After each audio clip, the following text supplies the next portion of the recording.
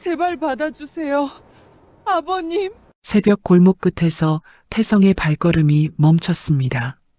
3년 전 제 손으로 쫓아낸 며느리였습니다. 유나는 등에 아기를 업은 채 낡은 보따리를 두 손으로 내밀고 있었습니다. 태성은 떨리는 목소리로 겨우 물었습니다. 나한테 이걸 왜 주는 거냐? 태성은 떨리는 손으로 보따리를 받아 천천히 풀었습니다. 그리고 그 안에 든 것을 확인한 순간 다리에 힘이 풀리며 그대로 주저앉고 말았습니다. 70평생 단 한 번도 예상치 못한 이 밤, 과연 두 사람의 운명은 어디로 흘러가게 될까요?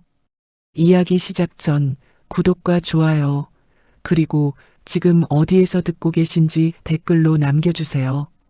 그곳으로 따뜻한 행운을 보내드리겠습니다. 밤 11시 강태성 회장은 서재에 홀로 앉아 오래된 가족 사진을 꺼내 들었습니다. 사진 속에는 아직 어린 두 아들이 아버지 양옆에 서서 웃고 있었습니다. 두 아이 사이에 어머니는 없었습니다. 아이들의 엄마는 둘째를 낳고 얼마 되지 않아 병으로 세상을 떠났고 그 뒤로 태성은 아버지이자 어머니로 두 아들을 키워야 했습니다. 쉬운 일이 아니었습니다. 낮에는 회사에서 사업을 끌고 밤에는 집에 돌아와 아이들 밥을 챙기고 숙제를 봐주고 재워야 했습니다. 새벽까지 서류를 보다가 아이가 울면 달래고 출장을 가야 하는 날에도 아이들 아침밥만큼은 직접 차려놓고 나갔습니다. 주변에서는 재혼하라고 혼자 사업하면서 애들을 어떻게 키우냐고 했지만 태성은 한 번도 다른 사람을 집에 들이지 않았습니다. 내 자식은 내가 키운다. 그 한마디가 태성의 전부였습니다. 사업도 자식을 위해서 키운 것이었고 돈을 번 것도 아이들이 부족함 없이 살게 하려는 것이었습니다. 태성의 70평생은 통째로 두 아들을 위한 시간이었습니다. 그런데 딱 하나 아무리 세월이 흘러도 가슴에서 빠지지 않는 가시가 있었습니다. 막내 아들 민석을 제 손으로 내쫓은 것입니다. 3년 전이었습니다. 민석이 집안에 안 어울리는 여자를 데려왔다고 태성은 아들에게 선택을 강요했습니다. 그 여자 아니면 이 집. 민석은 진짜 나갔습니다. 빈손으로 유나의 손을 잡고 대문을 나서는 뒷모습을 태성은 창문 너머로 보고만 있었습니다. 쫓겨난 뒤 민석은 아는 선배 소개로 중견기업에 들어가 처음부터 다시 시작했고 작은 전셋집에서 유나와 둘이 어렵게 살림을 꾸렸습니다. 그러다 2년쯤 지나 아이가 태어났는데 그 기쁨이 채 가시기도 전에 민석은 퇴근길 교통사고로 세상을 떠났습니다. 그 소식을 듣던 날 밤 태성은 서재에서 불도 켜지 않은 채 새벽까지 앉아 있었습니다. 그날 이후로 태성은 밤만 되면 같은 생각에 잠을 이루지 못했습니다. 내가 쓰러지면 누가 나를 일으켜줄까? 회장이 아니라 그냥 늙은 아버지로 찾아가면 그래도 문을 열어줄 자식이 있을까?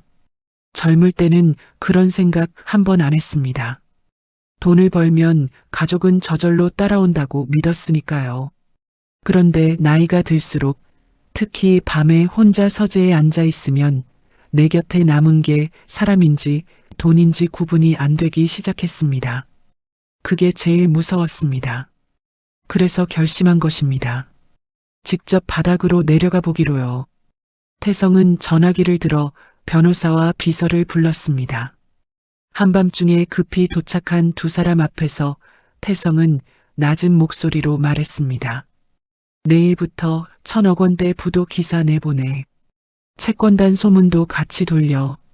변호사가 순간 멈칫했지만 태성의 눈을 보고는 아무 말도 하지 못했습니다. 태성은 이어서 말했습니다. 수행원도 빼고 차도 치워. 며칠간 내 연락처 완전히 끊어놔. 비서가 조심스럽게 물었습니다. 회장님, 정말 괜찮으시겠습니까? 태성은 대답 대신 사진을 서랍에 밀어넣고 닫았습니다. 두 사람이 물러난 뒤 태성은 옷방 안쪽으로 들어갔습니다. 양복과 코트 사이를 지나 맨 구석에서 해진 외투 한 벌과 낡은 운동화를 꺼냈습니다. 소매 끝은 실밥이 풀려 있었고 운동화 밑창은 종이장처럼 얇았습니다. 그걸 걸치고 거울 앞에 서자 머리는 일부러 헝클고 세수도 하지 않은 얼굴이 그대로 비쳤습니다. 어디서 봐도 하루아침에 전부 잃은 노인이었습니다. 태성은 거울 속 자신을 보며 낮게 중얼거렸습니다. 이 정도면 못 알아보겠지. 집을 나서기 직전 태성은 현관에서 발이 멈췄습니다. 뒤를 돌아보니 넓은 마당에 정원등이 조용히 켜져 있었습니다. 수십 년을 지켜온 집이었습니다. 아내 없이 아이들과 함께 밥을 먹고 숙제를 봐주고 명절이면 셋이서 둘러앉던 그 집이었습니다. 이 나이에 이 밤에 거짓골을 하고 자식 문 앞에 서야 하나? 잠깐 마음이 흔들렸습니다. 하지만 태성은 외투깃을 세우고 문 밖으로 나섰습니다. 첫째 도연이라면 괜찮을 거라고, 그래도 장남이니까 아버지를 세워두지는 않을 거라고 스스로를 설득하면서요. 밖은 생각보다 훨씬 매서웠습니다. 빗방울과 눈발이 뒤섞여 얼굴을 때렸고 얇은 외투는 금세 젖어들었습니다. 수행원도 차도 없이 혼자 걷는 밤거리는 태성에게 완전히 다른 세상이었습니다. 평생 누군가가 우산을 받쳐주고 차 문을 열어주고 길을 비켜주던 사람이었습니다. 이 밤 태성은 처음으로 아무것도 아닌 사람이 되어 거리를 걷고 있었습니다. 도연의 아파트 앞에 도착했을 때 태성은 젖은 얼굴을 소매로 훔치고 위를 올려다보았습니다. 높은 층 창문에서 불빛이 새어나오고 있었습니다. 태성은 주먹을 쥐었습니다. 엘리베이터를 타고 올라가 현관문 앞에 섰습니다. 심장이 빠르게 뛰었고 초인종에 올린 손가락이 떨렸습니다. 아들이 문을 열면 됩니다. 안으로 들여주면 됩니다. 그게 전부였습니다. 태성은 초인종을 눌렀습니다. 딩동.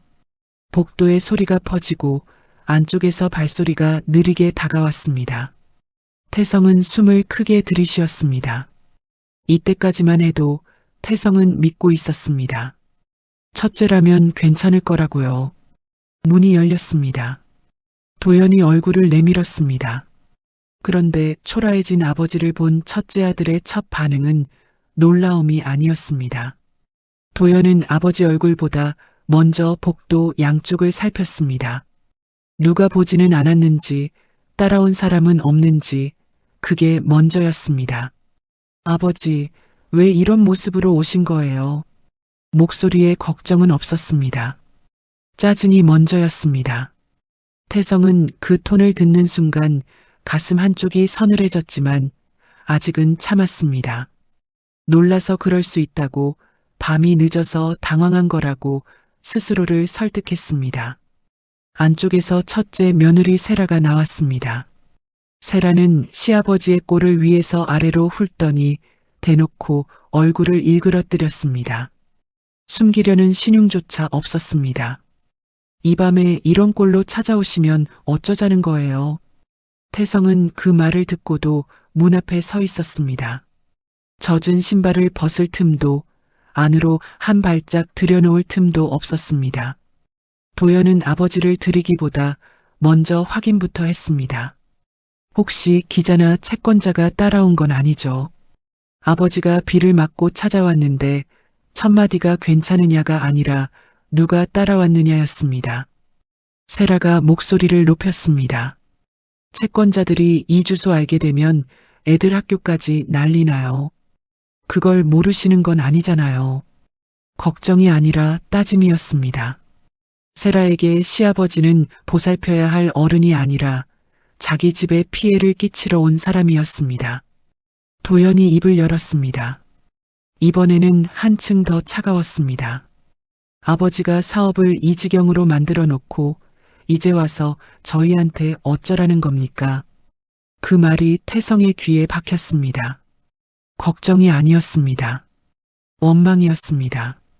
도연이 분한 건 아버지가 쓰러진 게 아니라 자기한테 올 것들이 날아간 것이었습니다. 세라가 옆에서 쐐기를 박았습니다. 아버님이 제대로 하셨으면 이런 일이 있었겠어요. 저희가 지금 얼마나 불안한지 아세요? 솔직히 저희도 피해자예요. 피해자.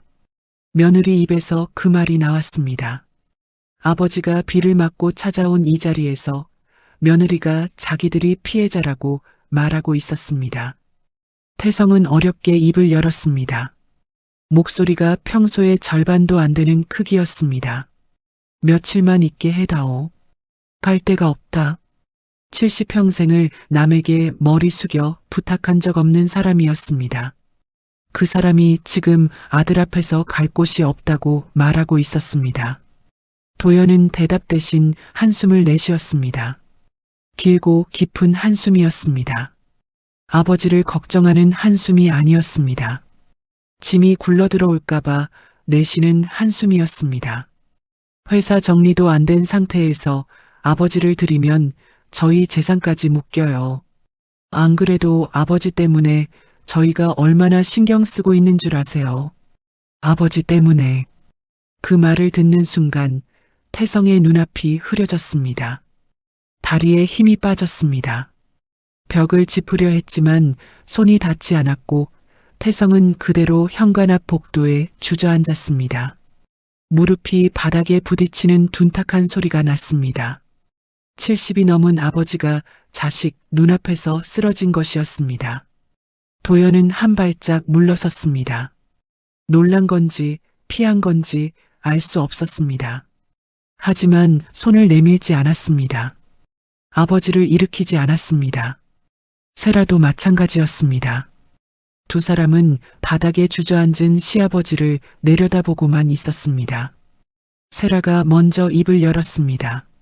아버님, 이러시면 저희가 더 곤란해져요. 이웃들이 보면 어떡하시려고요.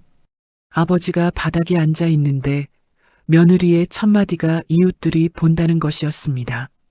일으켜 세우는 게 아니라 체면을 걱정하고 있었습니다. 도연이 뒤에서 말했습니다. 아버지, 일어나세요. 여기서 이러시면 안 돼요. 아버지가 만든 일은 아버지가 수습하셔야죠. 아버지가 만든 일은 아버지가 수습하라. 바닥에 주저앉은 아버지에게 손 한 번 내밀지 않고 하는 말이었습니다. 태성은 바닥에서 아들을 올려다보았습니다.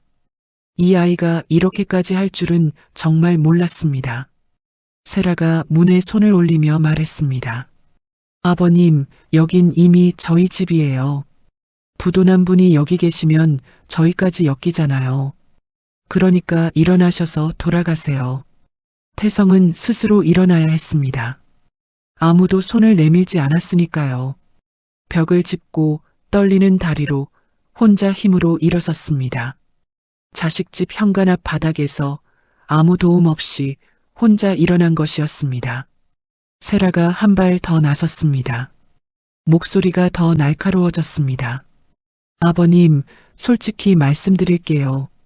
저희가 아버님 부도 소식 듣고 얼마나 막막했는지 아세요? 도연 씨가 밤새 잠을 못 잤어요. 아버님 걱정이 아니라 우리 집이 어떻게 되나 싶어서요. 아버님이 무너지시면 저희한테 남는 게 뭐예요? 아무것도 없잖아요. 세라는 거침이 없었습니다.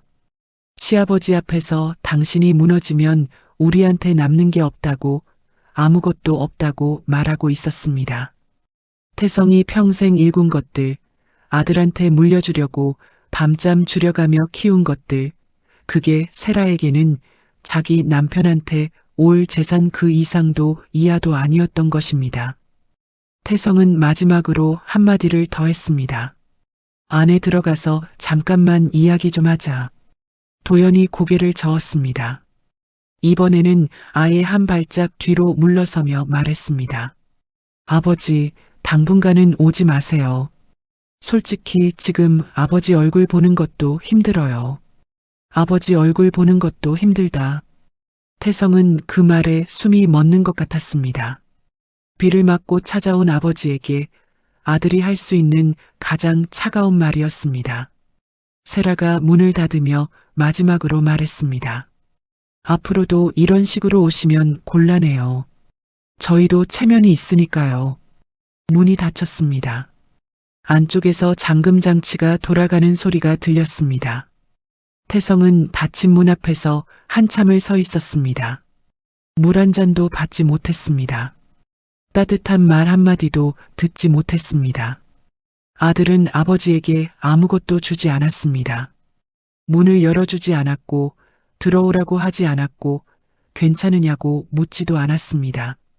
대신 당신 때문이라고 했고 얼굴 보기 싫다고 했고 오지 말라고 했습니다.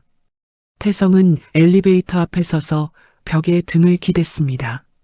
다리에 힘이 풀려 있었습니다. 머릿속에서 한 문장이 멈추지 않고 돌았습니다. 내가 이 자식을 어떻게 키웠는데 뭐 하나 부족함 없이 손에 물 한 번 안 묻히게 최고만 쥐어주면서 키웠는데 그런데 돌아온 게 닫힌 문 하나였습니다. 물 한 잔 없이 닫힌 문 하나. 그게 전부였습니다. 엘리베이터 문에 자신의 모습이 비쳤습니다. 헝클어진 머리, 젖은 외투, 구부러진 어깨, 연극으로 시작한 거짓골이었습니다. 하지만 이 순간 태성의 가슴 속에서 끓어오르는 것은 연극이 아니었습니다. 배신감이었습니다. 분노였습니다. 이가 갈렸습니다. 내가 평생을 바쳐 키운 자식이 내가 쓰러지니까 문을 잠그는구나. 그 사실이 칼보다 깊이 박혔습니다. 태성은 이를 악물었습니다. 주먹이 하얗게 변할 때까지 쥐었습니다. 이건 연극으로 시작한 시험이었지만 지금 이 순간 태성이 느끼는 것은 진짜였습니다. 온몸이 떨리도록 진짜였습니다. 아파트 밖으로 나온 태성은 차가운 골목에서 걸음을 멈췄습니다. 갈 곳이 없었습니다. 전화 한 통이면 끝나는 연극이었지만 태성은 전화기를 꺼내지 않았습니다. 아직 끝난 게 아니었습니다. 시험은 시작됐고 결과를 끝까지 봐야 했습니다. 하지만 몸이 먼저 한계를 말하고 있었습니다. 외투는 완전히 젖어서 어깨에 달라붙었고 얇은 운동화 사이로 스며든 빗물이 발가락 끝을 얼어붙게 만들었습니다. 바람이 불 때마다 뼛속까지 추위가 파고들었습니다. 70이 넘은 몸이었습니다. 아무리 연극이라 해도 이 추위는 진짜였고 이 밤은 끝이 보이지 않았습니다. 태성은 골목벽에 등을 기대고 숨을 내쉬었습니다. 하얀 입김이 가로등 불빛 아래로 흩어졌습니다. 등을 기대자 젖은 외투 사이로 벽돌의 창기가 등줄기를 타고 올라왔습니다. 손을 호주머니에 넣었지만 손끝의 감각이 돌아오지 않았습니다. 이 추위 속에서 태성은 문득 깨달았습니다. 자기가 평소에 얼마나 많은 것에 둘러싸여 살았는지를요. 수행원이 우산을 받쳐주고 비서가 차 문을 열어주고 어디를 가든 누군가가 길을 비켜주던 삶이었습니다. 그 모든 것이 벗겨지니 남은 건 젖은 외투 하나와 얇은 운동화뿐이었습니다. 태성은 다시 한번 올려다보았습니다. 도연의 아파트 창문에는 여전히 불이 켜져 있었습니다. 저 안에서 아들과 며느리는 지금 뭘 하고 있을까? 아버지를 내보낸 게 마음에 걸려서 잠을 못 이루고 있을까? 혹시 지금이라도 문을 열고 뛰어내려올까? 태성은 골목 한쪽 벽에 등을 기대고 기다려보았습니다. 1분이 지났습니다. 5분이 지났습니다. 아파트 현관문은 열리지 않았습니다.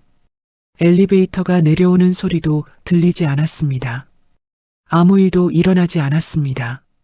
아들은 오지 않았습니다. 태성은 그제야 완전히 알았습니다. 도연은 후회하지 않는다는 걸, 아버지를 내보내고 문을 잠근 게 잘못이라고 생각하지 않는다는 걸, 저 불 켜진 창문 안에서 도연은 아마 세라와 함께 아버지 재산 걱정을 하고 있을 것입니다. 아버지가 추운 골목에 서 있다는 건 생각도 안 하고 있을 것입니다. 태성의 입에서 낮은 말이 새어나왔습니다. 그래, 이게 내 대답이구나. 그 말은 아들을 향한 것이기도 했고, 자기 자신을 향한 것이기도 했습니다. 장남이니까 괜찮을 거라고 믿었던 자신이 한심했습니다. 그래도 피가 섞인 자식인데 설마 그러겠냐고 넘겼던 자신이 어리석었습니다. 그 순간 아파트 창문에 불이 꺼졌습니다. 태성은 그걸 보았습니다. 불이 꺼졌다는 건 잠자리에 든다는 뜻이었습니다. 아버지가 이 골목에서 비를 맞고 서 있는 이 시간에 아들은 이불을 덮고 잠자리에 드는 것이었습니다. 태성은 꺼진 창문을 올려다보며 한참 서 있었습니다. 가슴 안쪽에서 뭔가가 천천히 식어가는 게 느껴졌습니다. 분노도 아니었고 서러움도 아니었습니다. 그보다 더 깊은 곳에서 오는 것이었습니다. 체념에 가까운 것이었습니다. 태성은 벽에서 등을 떼고 골목을 걸어 나왔습니다. 빗방울은 그쳤지만 눈발이 가늘게 흩날리고 있었습니다. 가로등 불빛 아래로 하얀 입김이 피어올랐습니다. 태성은 손을 호주머니에 넣고 터벅터벅 걸었습니다. 아까보다 어깨가 더 처져 있었고 발걸음이 더 느려져 있었습니다. 그때였습니다. 걷다 보니 어느 사거리 앞에 24시간 편의점이 하나 있었습니다. 유리창 너머로 환한 불빛이 쏟아져 나왔고 안에는 늦은 시간에도 사람이 몇 있었습니다. 태성은 잠깐 멈춰서서 그 불빛을 바라보았습니다. 편의점 안쪽 구석에 작은 테이블이 있었고 거기에 젊은 여자가 앉아 있었습니다. 앞에 컵라면 하나를 놓고 먹는 것도 아니고 멍하니 앉아 있는 모습이었습니다. 그 여자의 얼굴이 유리창에 비쳐 보이는 순간 태성은 아무 이유 없이 가슴이 뜨끔했습니다. 그 여자가 누구와 닮아서가 아니었습니다. 그 여자의 표정이 지금 태성 자신의 표정과 똑같았기 때문입니다. 갈 곳 없는 사람의 얼굴이었습니다. 태성은 그 자리에서 발이 멈췄습니다. 그리고 머릿속에 오래 잊고 살았던 이름 하나가 떠올랐습니다. 서윤아. 3년 전 그 밤 민석의 손을 잡고 대문을 나서던 여자. 눈 덮인 마당을 가로질러 뒤도 돌아보지 못하고 나가던 그 여자. 태성이 내쫓은 건 아들만이 아니었습니다. 그 여자도 함께 내쫓은 것이었습니다. 민석이 죽고 나서 윤아가 어떻게 살고 있는지 태성은 한 번도 확인한 적이 없었습니다. 아이는 잘 크고 있는지, 밥은 제대로 먹고 있는지, 지붕이라도 있는 곳에서 자고 있는지 단 한 번도 물어보지 않았습니다. 아니, 물어볼 자격이 없다고 생각했습니다. 자기가 쫓아낸 사람이니까요. 그런데 지금 자기가 믿었던 아들한테 문전박대를 당하고 나니 자기가 버렸던 사람이 떠오르는 것이었습니다. 태성은 그게 부끄러웠습니다. 이제 와서 그 아이를 떠올리는 자격이 자기에게 있는지 모르겠었습니다. 편할 때는 생각도 안 하다가 자기가 힘들어지니까 그때서야 떠올리는 것이었으니까요. 그게 얼마나 비겁한 건지 태성도 알고 있었습니다. 하지만 발은 이미 움직이고 있었습니다. 태성은 주머니에서 전화기를 꺼내 비서에게 짧게 한 통을 넣었습니다. 서윤아, 막내 며느리, 지금 어디 사는지 알아봐. 전화를 끊고 나서 태성은 한참 동안 그 자리에 서 있었습니다. 가로등 아래에서 눈발을 맞으며 자기가 지금 무엇을 하려는 건지 스스로에게 물었습니다. 그 아이를 찾아가서 뭘 어쩌겠다는 건지, 찾아간다 한들 그 아이가 자기를 받아줄 이유가 있는 건지 아무것도 확신할 수 없었습니다. 윤아의 얼굴이 떠올랐습니다. 3년 전 거실에서 고개를 숙이고 서 있던 모습, 세라한테 고아라는 말을 듣고도 입을 다물고 있던 모습, 대문 밖으로 나가면서도 울지 않으려고 입술을 깨물던 모습. 그 여자는 이 집안에서 단 한 번도 제대로 된 대접을 받은 적이 없었습니다. 그런데 그 여자가 지금 어딘가에서 혼자 아이를 키우며 살고 있었습니다. 태성은 그 생각에 가슴이 먹먹해졌습니다. 다만 한 가지는 분명했습니다. 오늘 밤 태성이 확인한 건 첫째의 본심만이 아니었습니다. 자기 자신의 본심도 함께 드러난 것이었습니다. 70평생을 자식만 보고 살았다고 생각했지만 정작 자식에게 가장 중요한 것을 해주지 못했다는 것. 믿을 사람을 곁에 두는 대신 진짜 사람을 내쫓았다는 것. 그걸 이 차가운 골목에서 비로소 느끼고 있었습니다. 비서에게서 답이 왔습니다. 주소 하나가 문자로 찍혀 있었습니다. 태성은 그 주소를 읽고 나서 전화기를 주머니에 넣었습니다. 주소를 보니 서울 외곽의 낡은 연립주택 동네였습니다. 태성이 알던 세상과는 한참 먼 곳이었습니다. 그 주소 하나에 윤아의 3년이 담겨 있었습니다. 골목을 빠져나와 큰 길로 나섰을 때 태성의 걸음은 아까와 달랐습니다. 느리긴 했지만 멈추지는 않았습니다. 어깨는 여전히 처져 있었지만 방향만큼은 정해져 있었습니다. 태성은 윤아가 사는 곳을 향해 걷기 시작했습니다. 이 밤이 끝나기 전에 태성은 알게 될 것입니다. 자기가 버린 사람이 어떤 사람이었는지를요. 태성이 윤아의 집을 향해 걷는 동안 머릿속에서는 3년 전 그날 밤이 자꾸만 되살아났습니다. 아무리 밀어내려 해도 장면이 또렷하게 올라왔습니다. 그날은 막내 아들 민석이 윤아의 손을 잡고 처음으로 아버지 앞에 선 날이었습니다. 민석은 거실 한가운데에서 고개를 숙이고 있었습니다. 옆에 서 있는 윤아는 두 손을 앞으로 모은 채 고개를 더 깊이 숙이고 있었습니다. 민석이 먼저 입을 열었습니다. 아버지, 이 사람과 결혼하고 싶습니다. 제가 아는 사람 중에 가장 성실하고 따뜻한 사람입니다. 제가 평생 책임지겠습니다. 민석의 목소리는 떨리고 있었지만 눈은 흔들리지 않았습니다. 태성은 아들의 그 눈을 보면서도 옆에 서 있는 여자 쪽으로 시선을 돌렸습니다.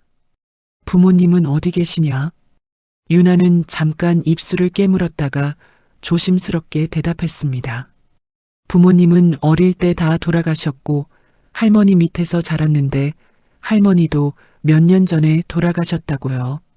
지금은 혼자입니다. 라고 말하는 윤아의 목소리는 작았지만 흔들리지는 않았습니다. 태성은 그 대답을 듣고 얼굴을 굳혔습니다. 부모도 없고 형제도 없고 집안이라고 할 것이 아무것도 없는 여자였습니다. 나쁜 사람은 아닌 게 보였습니다. 민석이 왜 이 여자를 좋아하는지도 알 것 같았습니다. 하지만 태성의 머릿속에서는 다른 생각이 먼저 올라왔습니다. 회장 집안의 며느리가 될 사람이 이래서는 안 된다. 내 아들에게는 더 좋은 자리가 있어야 한다. 체면과 고집이 앞을 가렸습니다. 그때 먼저 불을 지른 건 도연이었습니다. 소파에서 벌떡 일어나며 말했습니다. 아버지, 이건 안 됩니다. 배경도 없고 집안도 없는 여자가 우리 집안에 들어오면 바깥에서 뭐라고 하겠어요. 도연의 목소리에는 걱정이 아니라 분노가 실려 있었습니다. 사실 도연이 이렇게까지 거세게 나온 데는 속셈이 있었습니다. 이 기회에 동생을 아버지 눈밖에 내보내고 싶었던 것입니다. 민석이 아버지의 신뢰를 잃으면 집안에서 밀려나고 그만큼 자기 자리가 단단해지니까요. 동생 걱정이 아니었습니다. 동생을 밀어내려는 것이었습니다. 옆에 있던 세라가 거들었습니다. 시아버님, 솔직히 이런 분이 며느리로 들어오시면 저희 체면이 어떻게 되겠어요? 어디 가서 우리 집안 며느리라고 소개도 못하잖아요. 세라는 윤아를 쳐다보지도 않으면서 그 말을 했습니다. 윤아가 바로 옆에 서 있는데 마치 사람이 아니라 물건을 놓고 이야기하듯 거침없이 쏟아냈습니다. 세라도 같은 계산이었습니다. 동생이 아버지한테 찍히면 남편의 입지가 올라가고 그게 곧 자기 살림이 커지는 일이니까요. 유나는 고개를 숙인 채 입술만 깨물고 있었습니다. 아무 말도 하지 못했습니다. 처음 찾아온 시댁에서 자기 이야기가 자기 앞에서 이렇게 오가고 있었으니까요. 도연이 민석을 향해 돌아섰습니다. 민석아, 내가 지금 뭘 하는 건지 알기나 해? 그 여자한테 홀려서 집안 망신을 시키려는 거잖아. 민석의 눈이 형을 향했습니다. 주먹을 꽉 쥐고 있었습니다. 형, 홀리긴 뭘 홀려. 내가 좋아서 데려온 거야. 유나가 형한테 뭘 잘못한 게 있어. 도연이 콧웃음을 쳤습니다. 잘못이 없어도 안 되는 건 안 되는 거야. 격이 안 맞잖아. 태성은 그 자리를 지켜보고 있었습니다. 도연의 말이 틀렸다고 생각하지 않았습니다. 아니, 솔직히 말하면 도연이 자기 대신 해주고 싶은 말을 하고 있다고 느꼈습니다. 태성이 입을 열었습니다. 무겁고 낮은 목소리였습니다. 결혼은 사랑만으로 하는 게 아니다. 민석아, 내가 누구 아들인지 먼저 생각해라. 민석은 고개를 숙이지 않았습니다. 아버지의 눈을 똑바로 바라보았습니다. 아버지, 저는 이 사람이랑 살겠습니다. 허락을 안 해주셔도 제 마음은 안 변합니다. 그 순간 태성의 눈에 핏줄이 섰습니다. 체면이 아픈 게 아니었습니다. 그보다 더 깊은 곳이 찔렸습니다. 아버지가 안 된다고 했는데 이 아이가 안 변한다고 말하고 있었습니다. 태성에게 그건 사랑 고백이 아니라 거역이었습니다. 아버지의 말을 정면으로 꺾는 것이었습니다. 평생 자기 뜻대로 사업을 끌고 집안을 세워온 사람이었습니다. 그 사람 앞에서 아들이 고개를 숙이지 않는다는 것, 그게 태성의 자존심을 견딜 수 없게 만들었습니다. 유나는 고개를 더 깊이 숙였습니다. 자기 때문에 아버지와 아들이 이렇게 마주 서고 있다는 게 견딜 수 없었습니다. 눈물이 차올랐지만 끝까지 소리를 내지 않았습니다. 여기서 울면 민석이 더 힘들어진다는 걸 알고 있었으니까요. 태성이 마지막 말을 던졌습니다. 목소리가 갈라져 있었습니다. 그 여자를 택할 거면 이 집을 나가라. 그 말은 반은 진심이었고 반은 협박이었습니다. 태성은 속으로 민석이 물러서기를 기다리고 있었습니다. 아무리 고집이 세도 나가라는 말 앞에서는 꺾일 거라고, 여기서 한 발만 물러서면 없던 일로 해줄 수 있다고 생각했습니다. 하지만 민석은 고개를 숙이지 않았습니다. 긴 침묵이 흐른 뒤 민석은 천천히 유나의 손을 잡았습니다. 유나의 손이 차갑게 떨리고 있었지만 민석은 더 세게 잡았습니다. 그리고 아버지를 향해 마지막으로 고개를 숙였습니다. 태성은 서재로 들어가며 문을 닫았습니다. 아들이 나가는 걸 눈앞에서 보면 마음이 흔들릴까봐 차라리 문을 닫아버린 것이었습니다. 하지만 서재 창문 너머로 보이는 마당에서 민석과 유나가 걸어나가는 모습이 고스란히 보였습니다. 두 사람의 등이 대문 너머로 사라질 때까지 태성은 창가에서 한 발짝도 움직이지 못했습니다. 그리고 지금 3년이 흐른 이 밤, 태성은 차가운 거리를 걸으며 그때를 다시 보고 있었습니다. 그때 자기가 서재 문을 닫지 않았더라면, 아들을 한 번만 불러 세웠더라면 민석은 그렇게 나가지 않았을 수도 있었습니다. 그리고 지금 이 세상에 살아 있었을 수도 있었습니다. 태성은 걸으면서 낮게 중얼거렸습니다. 그때 내가 문을 열었어야 했는데. 그 말은 아무에게도 닿지 않았습니다. 눈발 섞인 바람이 소리를 흩어버렸습니다. 태성은 외투깃을 더 세우고 유나가 사는 곳을 향해 발걸음을 옮겼습니다. 민석이 아버지 앞에서 고개를 숙인 그 밤, 일은 거기서 끝나지 않았습니다. 태성이 서재 문을 닫자마자 도연이 움직이기 시작했습니다. 아버지가 나가라는 말을 한 이상 도연에게는 더 이상 눈치 볼 것이 없었습니다. 도연은 민석의 방으로 들어가 옷장을 열고 옷가지와 짐을 아무렇게나 박스에 쓸어 담기 시작했습니다. 접지도 않았습니다. 그냥 쓸어 넣었습니다. 민석이 뒤따라 들어오며 말했습니다. 형, 뭐 하는 거야? 내가 알아서 챙길게. 도연은 돌아보지도 않았습니다. 박스에 짐을 쑤셔 넣으면서 차갑게 내뱉었습니다. 선택했으면 책임도 져라. 빨리 싸서 나가. 그 목소리에는 형의 정 같은 건 한 조각도 없었습니다. 오히려 통쾌한 기색마저 비쳤습니다. 도연은 이 순간을 기다리고 있었던 것입니다. 동생이 아버지 눈밖에 나는 이 순간, 자기 자리가 확실하게 굳어지는 이 순간을요. 그 사이 거실에서는 세라가 유나를 붙잡고 있었습니다. 유나는 민석 곁으로 가려 했지만 세라가 앞을 막아서며 위아래로 훑어보았습니다. 그리고 입을 열었습니다. 솔직히 말해봐. 도련님이 어떤 집 아들인지 알고 만난 거지? 이 집안에 들어와서 인생 역전 한번 해보려고 꼬신 거 아니야? 유나는 숨이 막혔습니다. 입을 열려 했지만 목소리가 나오지 않았습니다. 세라는 거기서 멈추지 않았습니다. 한 발짝 더 다가서며 유나의 눈을 들여다보았습니다. 없는 집 사람들은 다 그래. 어떻게든 붙어서 올라가려고 하지. 부모도 없고 뒤도 없으니까 잃을 것도 없잖아. 그러니까 이런 집안 도련님한테 매달리는 거 아니야. 유나의 눈에 눈물이 고였습니다. 하지만 울지 않았습니다. 이를 악물었습니다. 세라의 말은 전부 거짓이었지만 그걸 반박할 자리가 유나에게는 주어지지 않았습니다. 이 집에서 유나는 말할 자격조차 없는 사람이었으니까요. 세라가 마지막으로 쐐기를 박았습니다.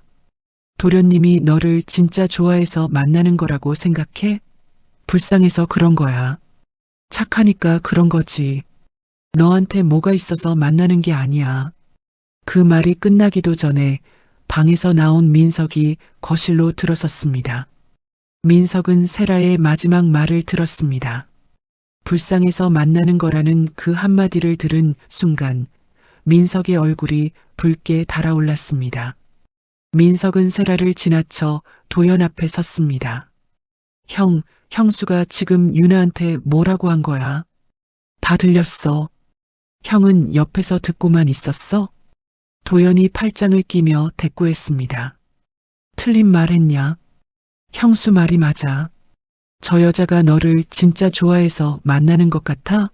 내가 누구 아들인지 알고 붙은 거지. 민석의 목소리가 떨리기 시작했습니다. 형, 지금 무슨 소리 하는 거야? 유나를 만난 게 누구 돈 때문이라고? 형이 유나를 뭘 알아? 한 번이라도 제대로 본 적이 있어? 도연이 콧웃음을 쳤습니다. 볼 필요도 없어. 부모도 없고 집안도 없는 여자가 회장 아들한테 매달리는 건 뻔한 그림이야. 내가 눈이 멀어서 모르는 거지. 민석의 온몸이 떨렸습니다. 주먹을 꽉 쥐었다가 이를 악물고 참았습니다. 민석은 형의 눈을 똑바로 바라보며 말했습니다. 형, 나한테는 뭐라고 해도 괜찮아. 근데 유나한테 다시 한번 그런 소리 하면 나 형이라고 안 봐. 도연의 눈이 가늘어졌습니다. 뭐? 여자 하나 앞에 놓고 형한테 그딴 식으로 나와? 그래, 이게 내 수준이야. 아버지가 왜 실망하셨는지 알겠다. 민석은 더 이상 대꾸하지 않았습니다. 대꾸할수록 형의 입에서 유나를 깎아내리는 말이 나올 게 뻔했으니까요. 민석은 돌아서서 짐을 들었습니다. 유나가 현관 쪽에서 고개를 숙이고 서 있었습니다. 눈물을 참느라 입술이 하얗게 질려 있었습니다. 도연은 거기서 멈추지 않았습니다. 민석이 짐을 들고 현관으로 나가는 동안 도연은 집 안에 있는 하인들을 불러 모았습니다. 그리고 대놓고 말했습니다. 앞으로 막내 도련님 부부는 이 집 식구가 아닙니다. 출입도 안 됩니다. 하인들 앞에서 동생을 식구가 아니라고 선언한 것이었습니다. 민석의 어깨가 움찔했지만 고개를 돌리지 않았습니다. 돌리면 무너질 것 같았으니까요. 민석은 마지막으로 서재 쪽을 바라보았습니다. 아버지가 나와서 한마디라도 해주기를, 얼굴이라도 보여주기를 기다렸습니다. 하지만 서재 문은 열리지 않았습니다. 세라가 뒤에서 마지막 말을 던졌습니다. 이제 와서 다시 울면서 빌어도 소용없어요. 나간 사람은 나간 거예요. 민석은 그 말을 등 뒤로 들으며 신발을 신었습니다. 그리고 유나의 손을 잡았습니다. 유나의 손이 차갑게 떨리고 있었지만 유나는 민석보다 먼저 문 밖으로 나섰습니다. 민석이 뒤돌아보려 했을 때 유나가 그의 손을 꽉 잡았습니다. 돌아보지 말라는 뜻이었습니다. 두 사람은 눈 덮인 마당을 가로질러 대문 쪽으로 걸어갔습니다. 서재 창문 너머로 태성이 보고 있었습니다. 커튼 사이로 비치는 두 사람의 뒷모습이 점점 작아지고 있었습니다. 태성의 손이 커튼을 쥐고 있었지만 문 밖으로 한 걸음도 나가지 못했습니다. 대문이 닫혔습니다. 둔탁하고 무거운 소리였습니다. 세라가 대문 잠금 장치를 돌리며 말했습니다. 잘 됐네. 이제 깔끔해졌어요. 도연이 거실 소파에 앉으며 대꾸했습니다. 진작 이렇게 됐어야지. 두 사람의 목소리에는 미안함이 없었습니다. 오히려 짐을 덜어낸 사람의 가벼움이 묻어 있었습니다. 대문 밖에서 민석과 유나는 한참 동안 서 있었습니다. 눈이 내리고 있었습니다. 두 사람 손에는 대충 싸운 박스 하나가 전부였습니다. 민석이 유나를 바라보았습니다. 미안하다는 말이 목까지 차올랐지만 그 말을 꺼내면 유나가 울 것 같아서 삼켰습니다. 대신 유나의 손을 더 꽉 잡았습니다. 유나는 민석의 얼굴을 올려다보았습니다. 그리고 작게 고개를 끄덕였습니다. 괜찮다는 뜻이었습니다. 괜찮지 않았지만 괜찮다고 말해주고 싶었습니다. 두 사람은 아무 말 없이 눈 덮인 골목을 걷기 시작했습니다. 뒤에서 대문이 잠기는 소리가 들렸고 그 소리와 함께 두 사람의 삶은 진짜로 집 밖에서 시작되었습니다. 쫓겨난 그날 밤 두 사람이 처음 간 곳은 민석의 대학 선배 집이었습니다. 선배가 빈방 하나를 내줘서 이틀을 묵었고 그 사이 민석은 선배 소개로 작은 중견기업 기획팀 면접을 봤습니다. 회장 아들이라는 이름을 뺀 민석은 그냥 경력 없는 신입이었습니다. 그래도 자리를 얻은 것만으로 감사했습니다. 첫 월급이 나오기 전에 전셋집을 구해야 했습니다. 민석이 가진 돈으로는 반지하 원룸이 전부였습니다. 창문이 지면 높이에 걸쳐 있어서 밖에서 지나가는 사람들의 발이 보이는 방이었습니다. 벽에는 곰팡이 자국이 남아 있었고 수도꼭지에서는 녹물이 먼저 나왔습니다. 비가 오는 날이면 창문 틈으로 물이 스며들어서 수건을 대야 했고 겨울에는 보일러가 잘 안 돌아서 이불을 두 겹 덮어야 했습니다. 유나는 그 방에 들어서서 한 바퀴를 둘러보았습니다. 그리고 아무 말 없이 가방에서 수건을 꺼내 바닥을 닦기 시작했습니다. 민석이 미안한 얼굴로 서 있자 유나가 먼저 말했습니다. 여기 괜찮아요. 둘이 살기 딱 좋은 크기네요. 괜찮지 않다는 걸 두 사람 다 알고 있었습니다. 하지만 유나가 웃어 보였고 민석은 그 웃음에 기대어 버틸 수 있었습니다. 살림을 시작한 뒤로 유나는 반지와 예복을 접어서 장롱 안쪽에 넣었습니다. 입을 일이 없었습니다. 대신 낡은 앞치마를 두르고 부엌에 섰습니다.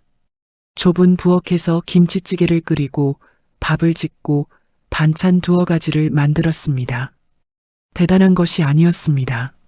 하지만 민석이 퇴근하고 돌아오면 밥상이 차려져 있었고 그게 두 사람에게는 집이라는 뜻이었습니다. 돈은 늘 빠듯했습니다. 유나는 달력에 월세 날짜를 빨간 펜으로 동그라미 쳐놓고 그 날짜에 맞춰 돈을 맞추기 위해 매일 계산을 했습니다. 생활비에서 남는 건 거의 없었고 유나는 마트 할인 시간에 맞춰 장을 보고 반찬은 한 번 만들면 사흘을 먹었습니다. 그래도 모자랄 때가 있었습니다. 그런 날이면 유나는 자기 밥을 반으로 줄이고 민석 도시락에 반찬을 하나라도 더 넣었습니다. 민석이 눈치채면 안 되니까 자기는 점심에 먹었다고 말했습니다. 민석도 마찬가지였습니다. 야근이 잦았습니다.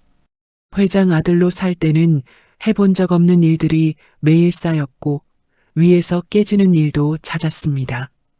회의 자료를 밤새 고쳐야 할 때도 있었고 선배 사원한테 면박을 당하는 날도 있었습니다. 회장 아들이라는 사실을 아는 사람은 아무도 없었고 민석도 그걸 알리고 싶지 않았습니다. 여기서는 그냥 강민석이었습니다. 아무 배경 없는 신입사원 강민석. 하지만 민석은 한 번도 집에 와서 힘들다는 말을 하지 않았습니다. 퇴근길에 편의점에서 우유 하나를 사들고 와서 유나에게 건네며 웃어 보이는 게 전부였습니다. 유나는 그 우유를 받아들 때마다 남편의 얼굴을 살폈습니다. 피곤한 게 보였습니다.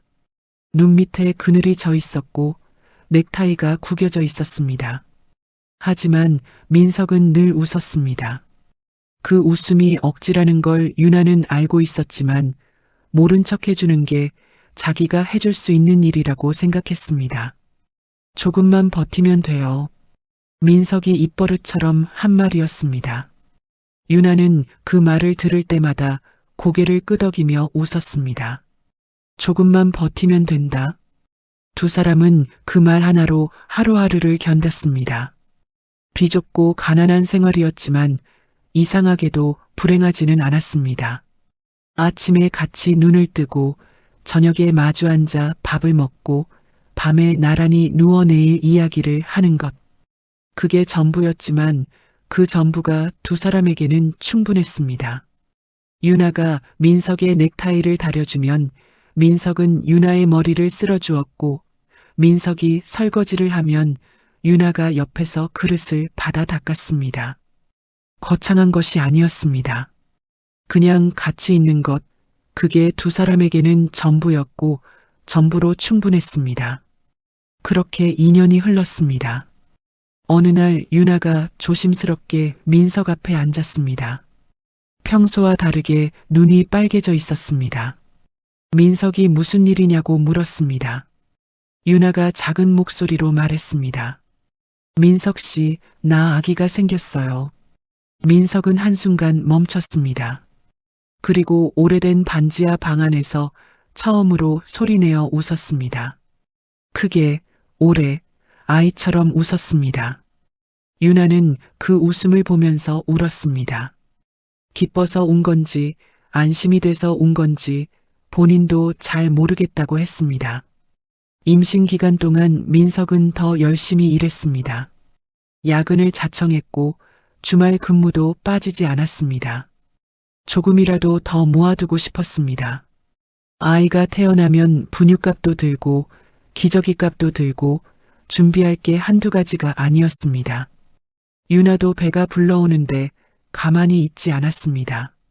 앉아서 할 수 있는 부업을 찾아 스티커 포장 일을 했습니다. 한 장에 몇 원짜리 일이었지만 한 장 한 장 모으면 기저귀 한 팩은 살 수 있었습니다. 아이가 태어난 날 민석은 병원 신생아실 유리 너머로 작은 아기를 한참 바라보았습니다. 간호사가 아기를 안겨주었을 때 민석은 그 작은 손을 붙잡고 한참을 놓지 못했습니다. 손가락이 너무 작았습니다. 손톱이 쌀알보다 더 작았습니다. 이렇게 작은 존재가 세상에 있다는 게, 이 아이가 자기 아이라는 게 민석은 믿기지 않았습니다. 그리고 유나를 돌아보며 말했습니다. 우리 셋이면 돼요. 유나는 그 말을 듣고 고개를 끄덕이며 울었습니다. 이번에는 확실히 기뻐서 운 것이었습니다. 그날 밤 유나는 아기와 민석 사이에 누워서 조용히 다짐했습니다. 비록 집은 좁고 돈은 없지만 이 생활만은 반드시 지키겠다고. 이 세 사람만은 절대 흩어지지 않게 하겠다고요. 하지만 그 다짐이 채 마르기도 전에 모든 것이 무너졌습니다. 아이가 태어난 지 두어 달이 지난 어느 저녁이었습니다. 민석의 퇴근 시간이 1시간 넘게 지나도 연락이 없었습니다.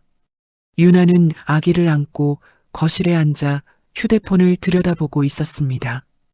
평소라면 이 시간쯤 편의점에서 우유 사들고 현관문을 열 시간이었습니다. 유나는 문자를 보냈습니다. 답이 없었습니다. 전화를 걸었습니다. 받지 않았습니다. 한 번, 두 번, 세 번. 신호만 가고 끊어졌습니다. 유나의 손이 떨리기 시작했습니다. 벨이 울렸습니다. 모르는 번호였습니다.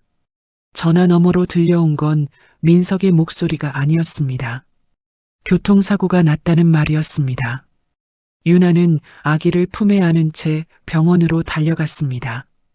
복도를 뛰어가는 동안 머릿속에서는 한 가지 생각만 돌았습니다. 괜찮을 거야. 민석 씨는 괜찮을 거야. 괜찮아야 돼. 하지만 괜찮지 않았습니다. 의사가 복도로 나왔을 때 유나는 의사의 표정만 보고 알았습니다. 다리에 힘이 풀렸습니다. 벽을 짚고 서 있으려 했지만 무릎이 꺾였습니다. 아기가 품 안에서 울기 시작했고 유나는 아기를 놓치지 않으려고 두 팔에 힘을 줬습니다. 그게 그 순간 유나가 할 수 있는 전부였습니다. 유나는 울지 못했습니다.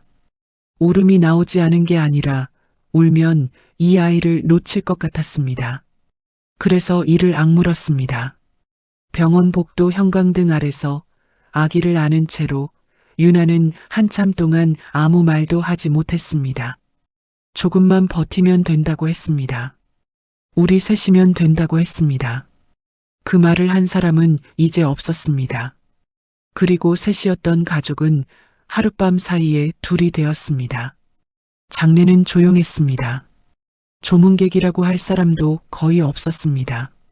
민석의 회사 동료 몇 명이 다녀갔고 대학 시절 선배 한 명이 와서 절을 하고 갔습니다.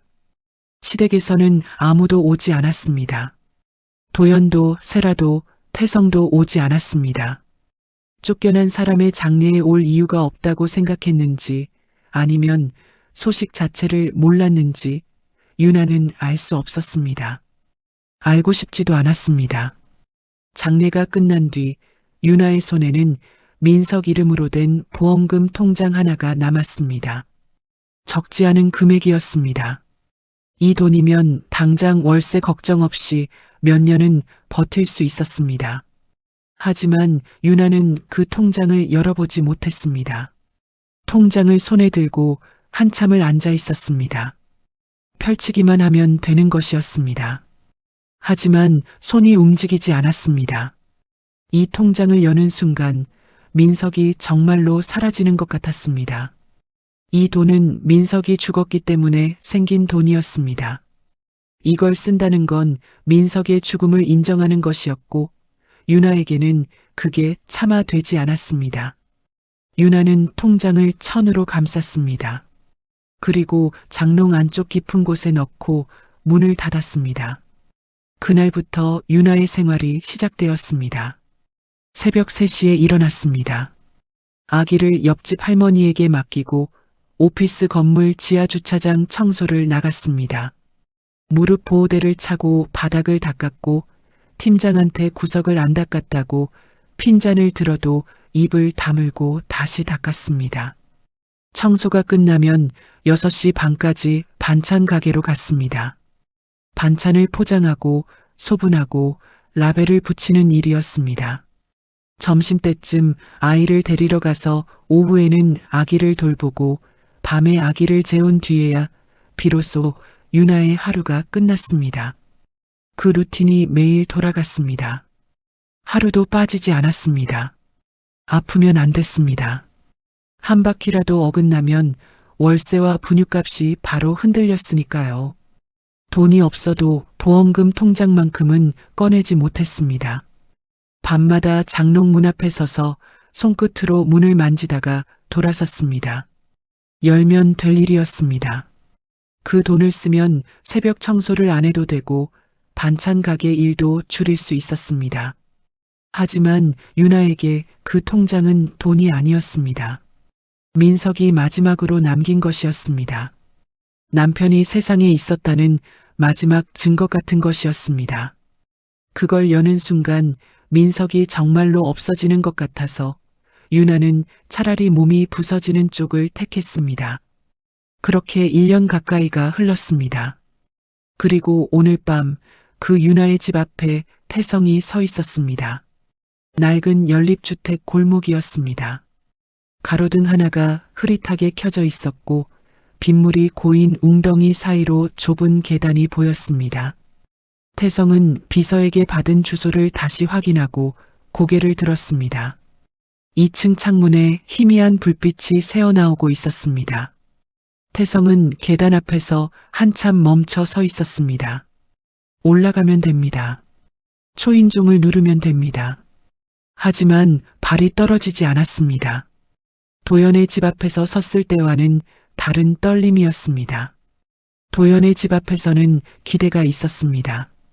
아들이니까 괜찮을 거라는 기대. 하지만 지금 이 계단 앞에서 태성이 느끼는 건 기대가 아니라 두려움이었습니다. 이 아이가 나를 왜 받아줘야 하지? 태성은 스스로에게 물었습니다. 3년 전에 아들을 내쫓은 사람이 자기였습니다. 그때 서재 문을 닫고 나오지 않은 사람도 자기였습니다. 민석이 죽었을 때 장례식에도 가지 않은 사람이 자기였습니다. 유나가 혼자서 아이를 키우며 새벽 청소를 하고 있을 때 한 번도 안부를 묻지 않은 사람이 자기였습니다. 그런 사람이 지금 거짓골을 하고 이 문 앞에 서 있었습니다. 유나가 문을 열고 욕을 하면 그건 당연한 것이었습니다. 문을 열지 않으면 그것도 당연한 것이었습니다. 태성에게는 이 문을 두드릴 자격조차 없었습니다. 하지만 태성은 계단을 올랐습니다. 자격이 없다는 걸 알면서도 이 밤에 갈 곳이 여기밖에 없다는 것도 알고 있었습니다. 아니, 솔직히 말하면 갈 곳이 없어서가 아니었습니다. 전화 한 통이면 비서가 차를 보내고 호텔 방을 잡아줄 수 있었습니다. 그런데도 태성의 발이 이 계단을 올라가고 있는 건 시험 때문만도 아니었습니다. 도연에게 문전박대를 당하고 나서 태성의 머릿속에 한 가지 질문이 박혀서 빠지지 않았기 때문입니다.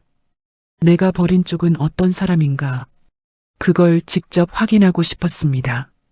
좁은 계단을 올라 2층 현관문 앞에 섰습니다. 문 너머로 아기의 작은 숨소리 같은 게 희미하게 들렸습니다. 태성은 떨리는 손을 올려 초인종을 눌렀습니다. 안쪽에서 잠시 정적이 흐르고 발소리가 가까워졌습니다. 잠금 장치가 돌아가는 소리가 났습니다. 문이 열렸습니다. 유나가 서 있었습니다. 아기를 등에 업은 채였습니다. 낡은 실내복 차림의 맨발이었고 얼굴에는 하루의 피로가 그대로 남아 있었습니다. 유나는 문 앞에 서 있는 사람을 보고 잠깐 얼어붙었습니다.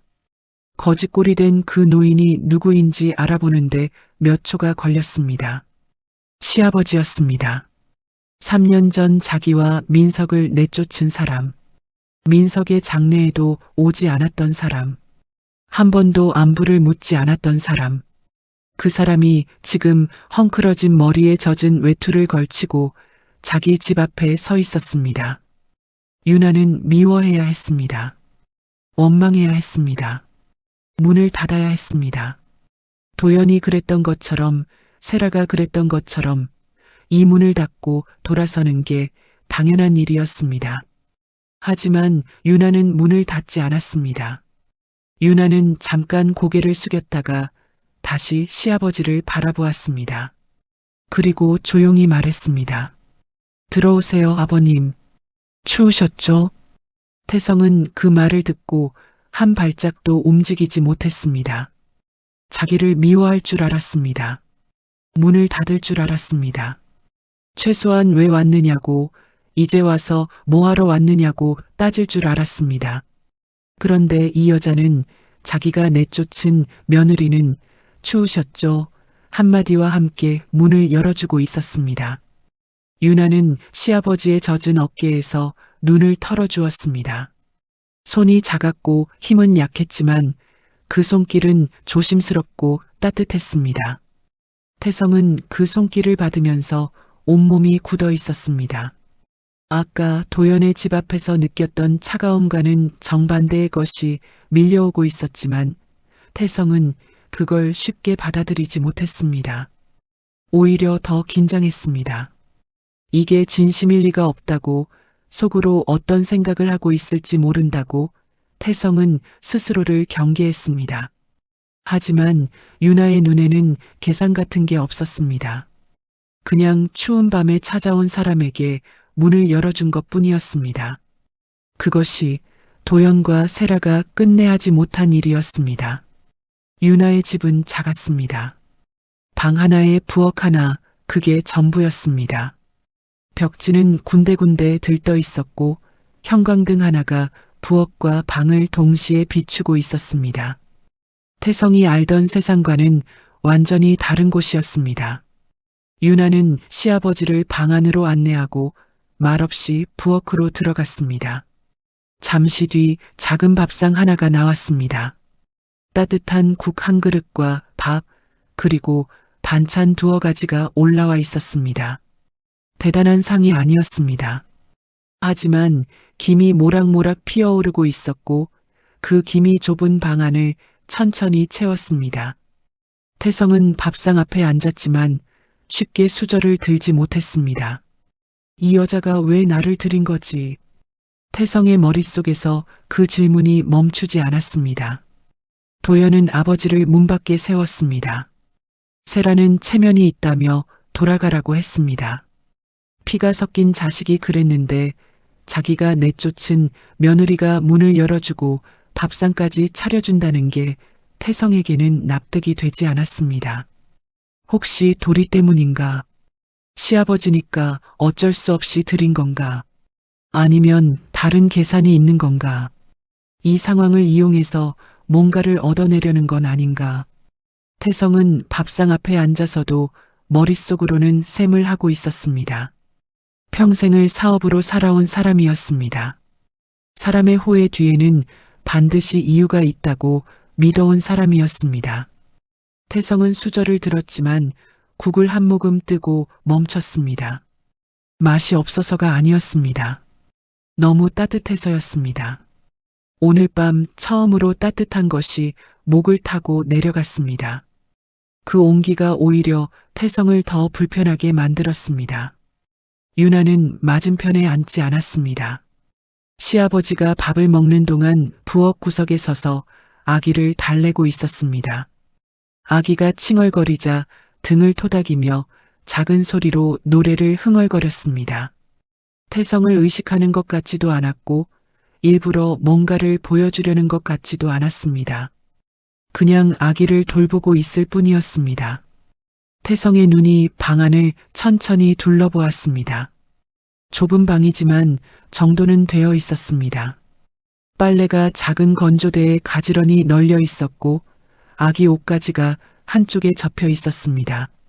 그리고 방 한쪽 장롱 위에 낡은 보따리 하나가 놓여 있는 게 보였습니다. 천으로 감싸져 있었고 오래된 것처럼 보였습니다. 태성의 눈이 그 보따리에서 멈췄습니다. 저게 뭘까? 며느리가 뭔가를 숨기고 있는 건 아닐까? 태성은 보따리를 한참 바라보다가 시선을 거뒀습니다. 물어보지는 않았습니다. 하지만 머릿속에 박아두었습니다. 유나는 아기를 재운 뒤 조용히 방으로 돌아왔습니다. 그리고 태성의 발밑에 놓인 젖은 신발을 보았습니다.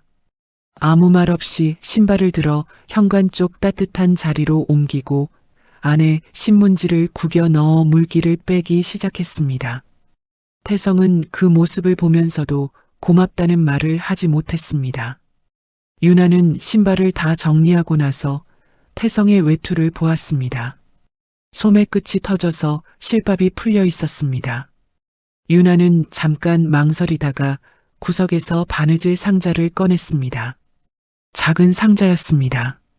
실과 바늘 몇 개, 단추 서너 알이 전부였습니다. 유나는 외투를 조심스럽게 펼치고 터진 소매 끝을 한 땀 한 땀 꿰매기 시작했습니다.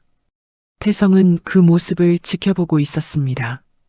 며느리의 손가락이 바늘을 잡고 움직이는 게 보였습니다.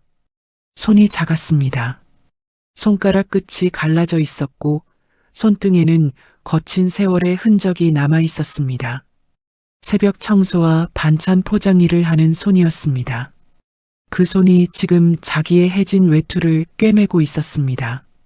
태성은 며느리의 손길이 다정할수록 오히려 더 불편해졌습니다.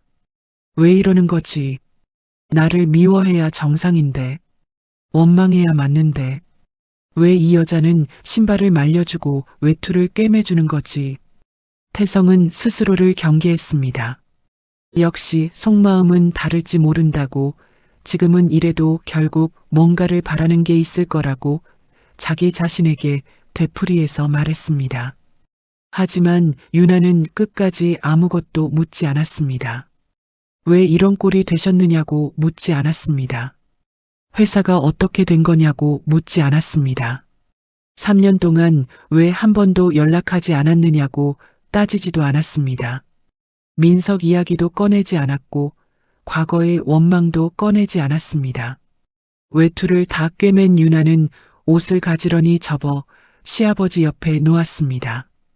그리고 장롱에서 낙지만 깨끗한 이불을 꺼내 잠자리를 폈습니다. 아버님, 오늘은 여기서 주무세요. 그 한마디가 전부였습니다. 더 붙이지 않았습니다. 설명도 조건도 질문도 없었습니다. 유나는 불을 끄고 아기 옆에 누웠습니다. 방 안이 어두워졌고 아기의 잔잔한 숨소리만 남았습니다. 태성은 누워서 천장을 바라보았습니다. 잠이 오지 않았습니다. 오늘 하루가 머릿속에서 정리되지 않았습니다. 도연의 집에서는 문 앞에 서서 물 한 잔 받지 못하고 쫓겨났습니다. 당신 때문이라는 말을 들었고 얼굴 보기 싫다는 말을 들었습니다. 그런데 이 좁은 방에서는 따뜻한 국을 먹었고 신발이 말려져 있었고 외투가 꿰매져 있었습니다. 같은 밤이었습니다. 같은 사람이 찾아간 것이었습니다. 그런데 돌아온 것은 정반대였습니다. 태성은 아직 결론을 내리지 못했습니다. 이게 진심인지 아니면 시간이 지나면 본색이 나올 건지. 하지만 한 가지는 인정할 수밖에 없었습니다. 오늘 밤 이 집에서 태성은 처음으로 사람 대접을 받았다는 것. 그것만큼은 부정할 수 없었습니다. 동이틀 무렵이었습니다. 창문 틈으로 희미한 새벽빛이 들어오기 시작했습니다. 태성은 조용히 몸을 일으켰습니다. 시험은 여기서 끝내야 한다고 생각했습니다. 더 있으면 마음이 흔들릴 것 같았습니다. 자기가 내쫓은 며느리의 호의에 기대는 자신이 한심해질 것 같았습니다. 태성은 꿰매진 외투를 걸치고 말려진 신발을 신고 유나와 아기가 깨지 않도록 조심스럽게 문을 열었습니다. 밖은 아직 어두웠습니다. 차가운 새벽 공기가 얼굴을 감쌌습니다. 태성은 문을 닫고 계단을 내려가기 시작했습니다. 이대로 돌아가면 됩니다. 비서에게 전화 한 통 넣으면 연극은 끝나고 결과를 정리하면 그만이었습니다. 태성은 그렇게 생각하며 골목으로 발을 옮겼습니다. 하지만 태성은 아직 몰랐습니다. 이 새벽 골목에서 자기가 예상하지 못한 일이 벌어지려 하고 있다는 거요. 태성은 골목을 몇 걸음 걷지 못했습니다. 뒤에서 다급한 발소리가 들렸습니다. 슬리퍼가 젖은 바닥을 차는 소리였습니다. 태성은 걸음을 멈추고 천천히 뒤를 돌아보았습니다. 유나였습니다. 아기를 등에 업은 채 숨을 몰아쉬고 있었습니다. 얇은 실내복 위에 아무것도 걸치지 않은 모습이었습니다. 새벽 찬바람에 입김이 하얗게 피어올랐고 맨발에 가까운 슬리퍼 사이로 발이 벌겋게 드러나 있었습니다. 한 손에는 낡은 보따리가 들려 있었습니다. 어젯밤 장롱위에서 태성이 보았던 바로 그 보따리였습니다. 아버님, 잠깐만요. 유나의 목소리가 떨리고 있었습니다. 숨이 차서 떨리는 건지, 추워서 떨리는 건지, 아니면 다른 이유인지 알 수 없었습니다. 유나는 태성 앞까지 와서 멈춰 섰습니다. 그리고 두 손으로 보따리를 내밀었습니다. 태성은 그 보따리를 바라보았습니다. 낡은 천으로 감싸져 있었고 크기는 손바닥 2개 정도였습니다. 가볍지도 무겁지도 않은 것이 안에 뭐가 들었는지 알 수 없었습니다. 이게 뭐냐? 태성이 물었습니다. 유나는 바로 대답하지 못했습니다.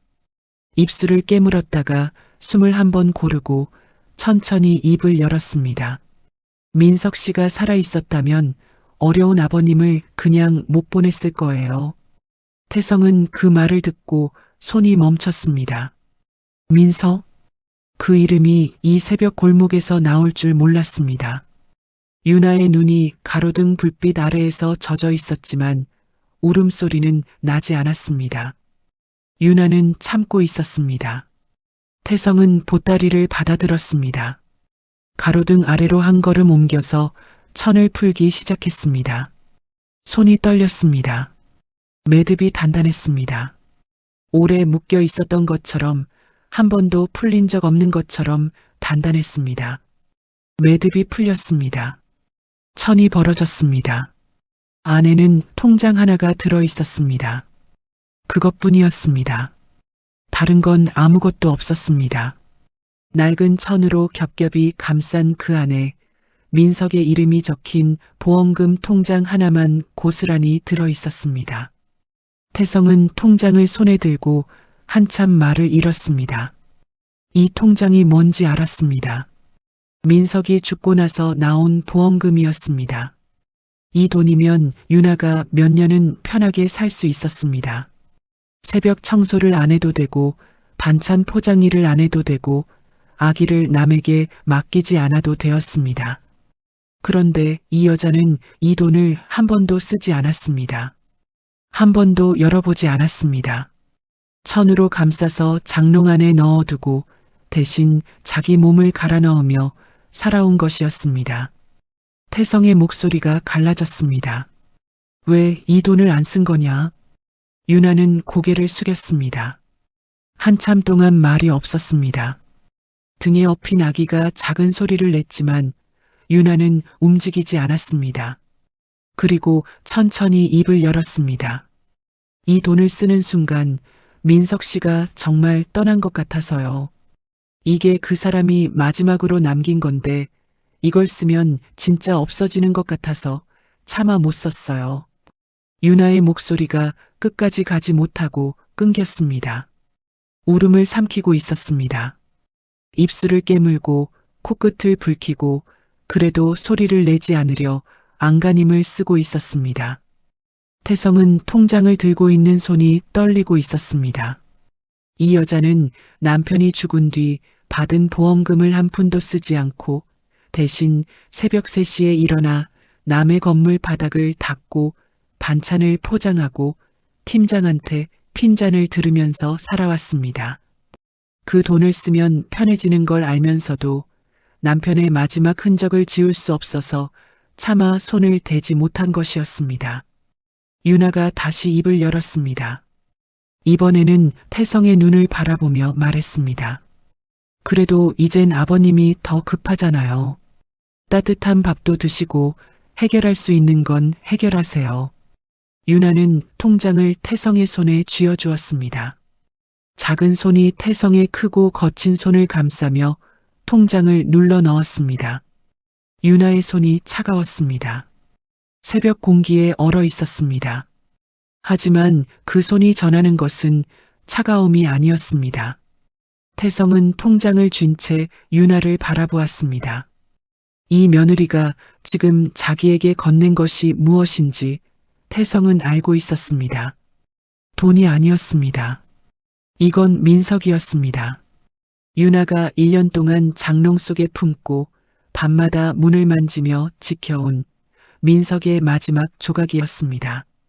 그걸 지금 자기한테 내민 것이었습니다. 자기를 내쫓은 시아버지한테, 장례에도 오지 않았던 시아버지한테 그 마지막 것을 건넨 것이었습니다. 태성의 무릎이 꺾였습니다.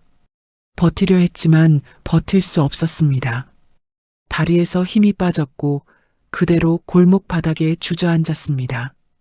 통장을 쥔 손이 가슴 쪽으로 올라갔고 태성은 보따리째 가슴에 끌어안았습니다. 내가 너희를 버렸다. 태성의 입에서 그 말이 터져 나왔습니다. 목소리가 아니었습니다. 울음이었습니다. 70평생을 살아오면서 남 앞에서 운 적이 없는 사람이었습니다. 사업이 기울 때도, 아내가 떠날 때도, 민석의 사망 소식을 들었을 때도 태성은 울지 않았습니다. 하지만 지금 이 새벽 골목에서 자기가 버린 며느리가 건넨 보따리 하나 앞에서 태성은 무너졌습니다. 내가 너희를 내쫓았다. 민석이를 내쫓고 너를 내쫓고 장례에도 가지 않았다. 그런데 내가 이걸 나한테 주는 거냐? 태성은 보따리를 안은 채 골목에서 통곡했습니다. 어깨가 흔들렸고 소리가 좁은 골목벽에 부딪혀 울렸습니다. 가로등 불빛 아래에서 늙은 노인이 바닥에 주저앉아 울고 있었고 그 앞에 아기를 업은 여자가 서 있었습니다. 유나는 울고 있는 시아버지 앞에서 한참을 서 있었습니다. 뭐라고 말해야 할지 몰랐습니다. 괜찮다고 말할 수도 없었고 미워하지 않는다고 말할 수도 없었습니다. 아직 그런 말을 할 준비가 되지 않았습니다. 하지만 유나는 한 가지는 알고 있었습니다. 민석이라면 이 자리에서 아버지를 일으켜 세웠을 거라는 것. 아무리 쫓겨났어도 아무리 서운해도 민석은 아버지가 우는 모습을 두고 보지 못하는 사람이었습니다. 유나는 조용히 한 발짝 다가가서 시아버지의 어깨에 손을 올렸습니다.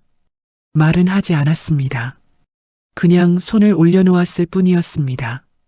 하지만 그 손 하나에 오늘 밤 태성이 받지 못했던 모든 것이 담겨 있었습니다.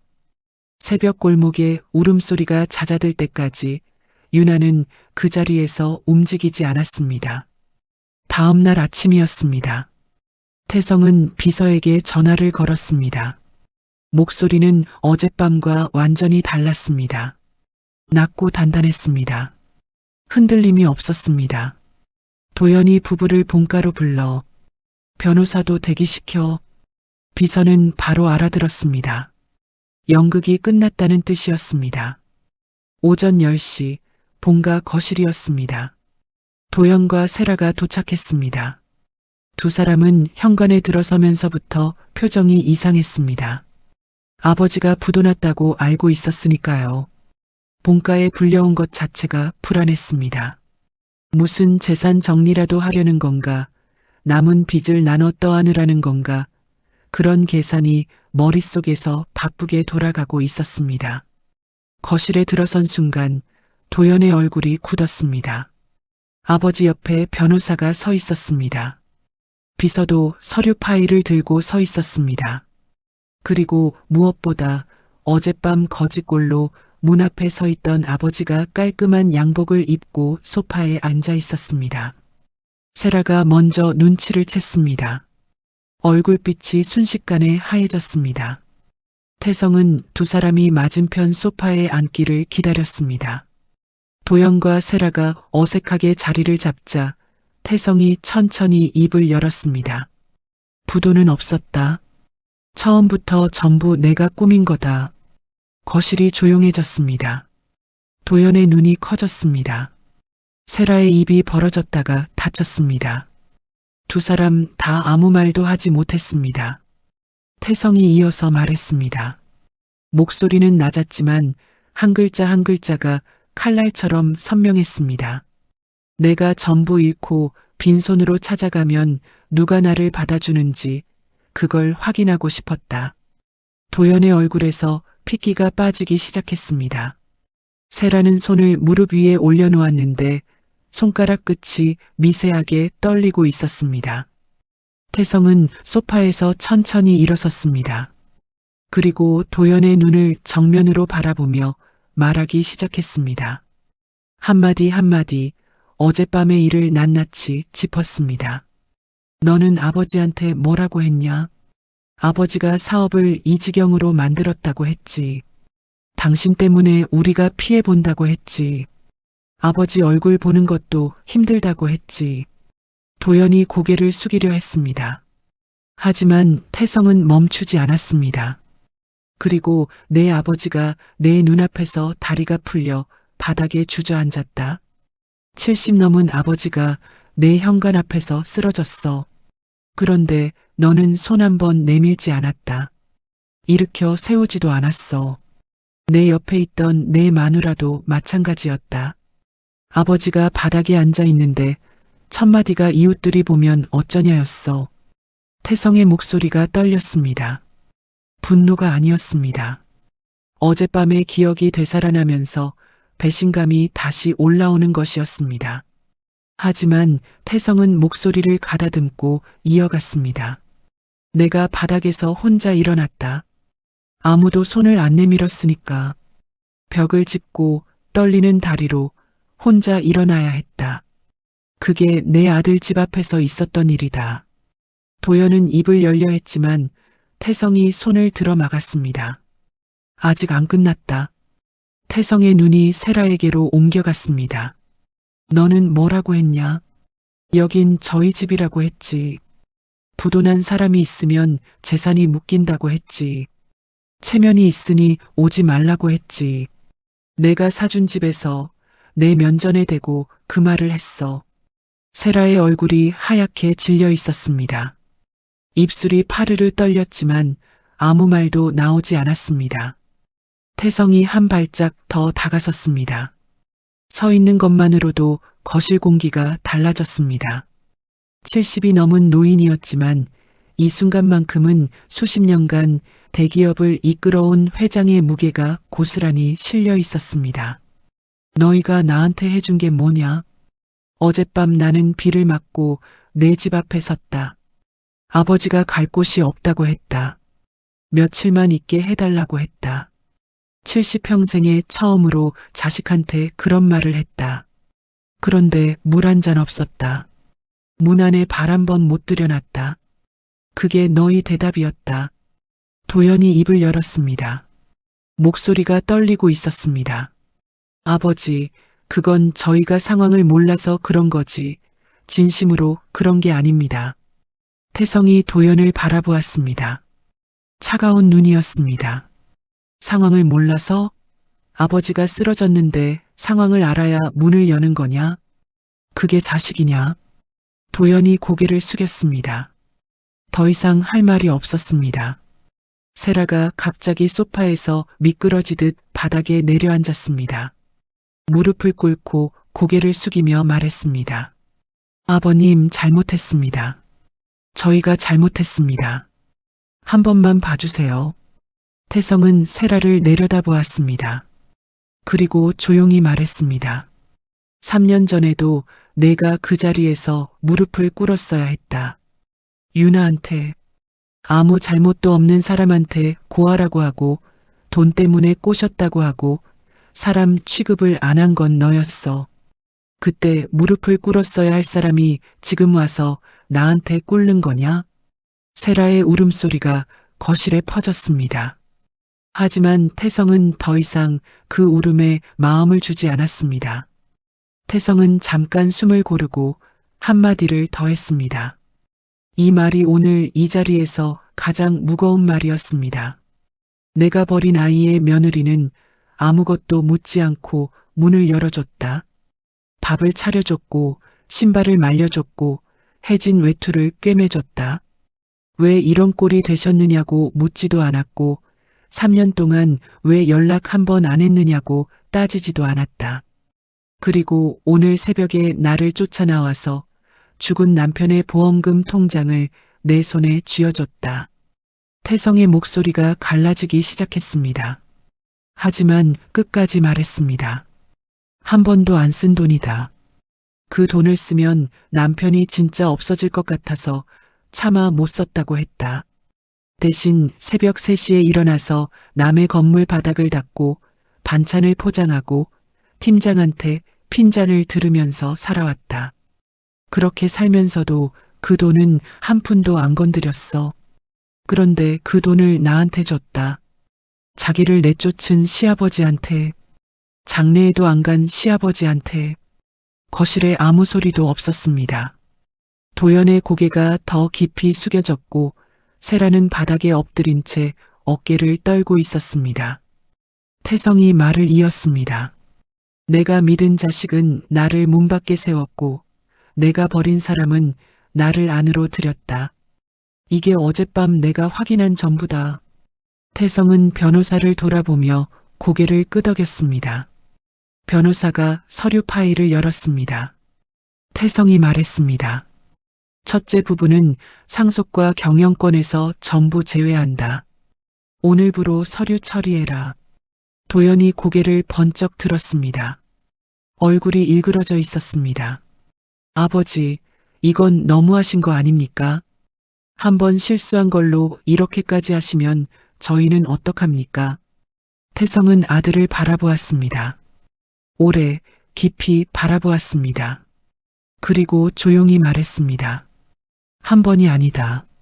3년 전에 내 동생을 내쫓을 때 가장 먼저 나선 게 너였어. 집안을 걱정해서 그런 줄 알았다. 하지만 아니었지. 동생을 아버지 눈밖에 내보내고 내 자리를 굳히려 한 거였어. 나는 이제 안다. 도연의 입이 벌어졌다가 닫혔습니다. 반박하려 했지만 할 수 없었습니다. 아버지의 말이 전부 사실이었으니까요. 태성은 한 발짝 더 다가가 아들 앞에 섰습니다. 그리고 평생 한 번도 하지 않았던 말을 했습니다. 도연아, 내가 널 잘못 키웠다. 내가 이렇게 된 건 반은 내 탓이다. 하지만 그렇다고 내가 한 일이 없어지는 건 아니다. 내 동생은 이 세상에 없어. 다시 돌아오지 않아. 그 아이가 나간 그 밤에 내가 한 짓을 나는 죽을 때까지 잊지 않을 거다. 도연의 눈에서 눈물이 떨어졌습니다. 태어나서 아버지한테 이런 말을 들어본 적이 없었습니다. 태성은 아들의 눈물을 보았지만 이번에는 흔들리지 않았습니다. 태성은 더 이상 도연을 보지 않았습니다. 비서에게 고개를 돌리며 말했습니다. 유나와 손주를 데려와라. 정식으로 가족으로 세우겠다. 비서가 나갔습니다. 거실에는 무거운 침묵만 남았습니다. 도연과 세라는 소파에 앉은 채 꼼짝도 하지 못했습니다. 두 사람이 그토록 지키려 했던 자리가 지금 이 순간 전부 무너지고 있었습니다. 얼마 뒤 현관문이 열렸습니다. 유나가 아기를 업고 들어왔습니다. 낡은 외투를 걸친 모습이었습니다. 넓은 본가 거실에 들어선 유나는 잠깐 멈칫했습니다. 3년 전 이 거실에서 쫓겨났으니까요. 이 거실에서 고아라는 말을 들었고 인생 역전하려고 꼬셨다는 말을 들었으니까요. 유나의 눈이 거실을 한 바퀴 돌았습니다. 소파에 고개를 숙이고 있는 도연이 보였고 바닥에 주저앉아 있는 세라가 보였습니다. 그리고 거실 가운데에 서 있는 시아버지가 보였습니다. 어젯밤의 거짓골이 아니었습니다. 양복을 입고 허리를 편 모습은 3년 전 유나를 내쫓던 그 회장의 모습 그대로였습니다. 유나의 가슴이 잠깐 오그라들었습니다. 그때의 기억이 스쳤습니다. 하지만 태성의 눈을 보는 순간 유나는 알았습니다. 3년 전에 그 눈이 아니라는 걸. 지금 태성의 눈에는 위험이 아니라 부끄러움이 담겨 있었습니다. 태성이 자리에서 걸어 나와 유나 앞에 섰습니다. 그리고 아무 말도 하지 않고 천천히 허리를 숙였습니다. 깊이 숙였습니다. 회장이 며느리에게 고개를 숙이는 것이었습니다. 변호사도 비서도 도연도 세라도 그 자리에 있는 모든 사람이 숨을 멈췄습니다. 태성이 허리를 숙인 채 입을 열었습니다. 목소리가 떨리고 있었습니다. 유나야. 태성이 며느리의 이름을 부른 건 이 순간이 처음이었습니다. 3년 전에는 그 여자라고 불렀습니다. 이름을 부를 필요가 없었으니까요. 하지만 지금 태성은 며느리의 이름을 불렀습니다. 내가 늦었다. 민석이한테도, 너한테도, 이 아이한테도 내가 늦었다. 3년 전에 내가 너를 사람으로 대하지 않았다. 집안 체면이 먼저였고 내 자존심이 먼저였다. 그래서 멀쩡한 아들을 내쫓고 아무 잘못 없는 너를 내쫓았다. 민석이가 죽었을 때도 가지 않았다. 내가 무슨 낯으로 가겠냐 싶었지만 그건 핑계였다. 그냥 비겁했던 거다. 태성의 어깨가 미세하게 떨렸습니다. 숙인 허리를 세우지 못하고 있었습니다. 그런데 어젯밤 내가 나한테 문을 열어줬다. 밥을 차려줬고 신발을 말려줬고 외투를 꿰매줬다. 왜 왔느냐고 따지지 않았고 원망 한마디 하지 않았다. 그리고 새벽에 맨발로 뛰어나와서 민석이가 남긴 마지막 것을 내 손에 쥐어줬다. 내가 1년 동안 가슴에 품고 살던 것을 나한테 줬어. 태성의 눈에서 눈물이 떨어졌습니다. 바닥에 한 방울, 두 방울 떨어졌습니다. 이 죄를 다 씻을 수는 없겠지만 남은 시간이라도 너와 이 아이 곁에서 쓰고 싶다. 그럴 기회를 줄 수 있겠느냐? 유나는 허리를 숙이고 있는 시아버지를 바라보았습니다. 이 사람이 3년 전 자기한테 나가라고 했던 그 사람이 맞는지, 지금 이 순간이 현실인지 잠깐 분간이 되지 않았습니다. 유나의 눈에도 눈물이 차올랐습니다. 하지만 쉽게 대답하지 못했습니다. 3년이었습니다. 쫓겨나고 고아라는 말을 듣고 남편을 잃고 혼자 아이를 키우며 새벽마다 남의 건물 바닥을 닦으며 버텨온 3년이었습니다. 그 시간을 한마디로 풀 수는 없었습니다. 용서한다는 말이 입에서 나오지 않았습니다. 아직은 그 말을 할 준비가 되지 않았습니다. 거실에 긴 침묵이 흘렀습니다. 그때 등에 업힌 아기가 몸을 비틀며 태성 쪽으로 손을 내밀었습니다. 작은 손이 태성의 얼굴을 향해 허공을 잡았습니다. 아기는 이 사람이 누군지 몰랐습니다. 할아버지인지 낯선 노인인지 아무것도 몰랐습니다. 그냥 손을 내밀었습니다. 아무 이유 없이, 아무 조건 없이 그냥 손을 내밀었습니다. 태성은 그 작은 손을 바라보았습니다. 그리고 천천히 손을 뻗어 아기의 손을 잡았습니다. 아기의 손가락이 태성의 거칠고 큰 손을 감쌌습니다. 작고 따뜻했습니다.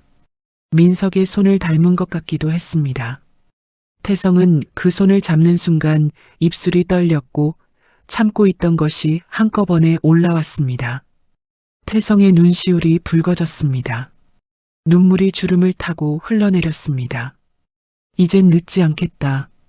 그 말은 아기에게 한 것이기도 했고 유나에게 한 것이기도 했고 이 세상에 없는 민석에게 한 것이기도 했습니다. 유나는 아기와 시아버지를 번갈아 바라보았습니다. 아기가 시아버지의 손을 잡고 웃고 있었습니다. 그 모습을 보는 순간 유나의 머릿속에 민석의 목소리가 들려왔습니다. 우리 셋이면 돼요. 그 말이 들려왔습니다. 민석이 지금 이 자리에 있었다면 어떻게 했을까? 유나는 알고 있었습니다. 민석이라면 아버지를 안아줬을 것입니다. 아무리 서운해도 아무리 쫓겨났어도 민석은 아버지가 우는 모습을 두고 보지 못하는 사람이었으니까요. 유나는 조용히 고개를 끄덕였습니다. 작은 끄덕임이었습니다. 용서한다는 뜻은 아니었습니다. 아직은 시간이 필요했습니다. 하지만 시작해도 된다는 뜻이었습니다. 여기서부터 다시 시작해도 된다는 뜻이었습니다. 그것으로 충분했습니다. 태성은 손주의 작은 손을 잡은 채 한참 동안 서 있었습니다. 어젯밤 골목에서 보따리를 안고 통곡하던 그 노인이 지금은 아기의 손을 잡고 울음을 참고 있었습니다. 유나는 한쪽에 서서 빈 보따리를 조심스럽게 접었습니다. 민석의 보험금 통장이 빠져나간 그 보따리는 이제 빈 천 조각에 불과했습니다. 하지만 유나는 그 천을 버리지 않고 가지런히 접어서 품에 안았습니다. 민석이 떠나간 것은 아니었습니다. 형태만 바뀐 것이었습니다. 통장에 담겨 있던 것이 이제는 이 사람들 사이에 담기는 것이었습니다. 거실 창문으로 아침 햇살이 들어오고 있었습니다. 태성은 손주의 손을 잡은 채 창가에 서서 한참 동안 고개를 들지 못했습니다.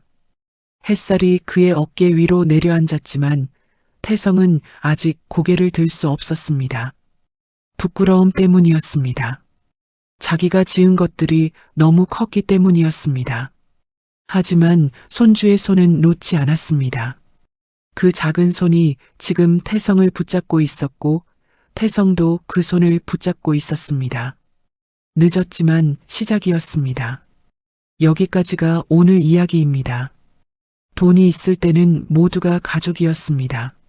하지만 돈이 사라지자 진짜 가족이 누구였는지가 드러났습니다. 문을 닫은 쪽은 피가 섞인 자식이었고 문을 열어준 쪽은 자기가 버린 며느리였습니다. 여러분의 곁에는 어떤 사람이 있으신가요? 오늘 영상이 마음에 남으셨다면 구독과 좋아요 한 번씩 부탁드립니다. 그리고 댓글로 어디에서 보고 계신지 한 말씀 남겨주세요. 여러분의 댓글 하나하나가 다음 이야기를 만드는 큰 힘이 됩니다. 그럼 다음 이야기에서 뵙겠습니다.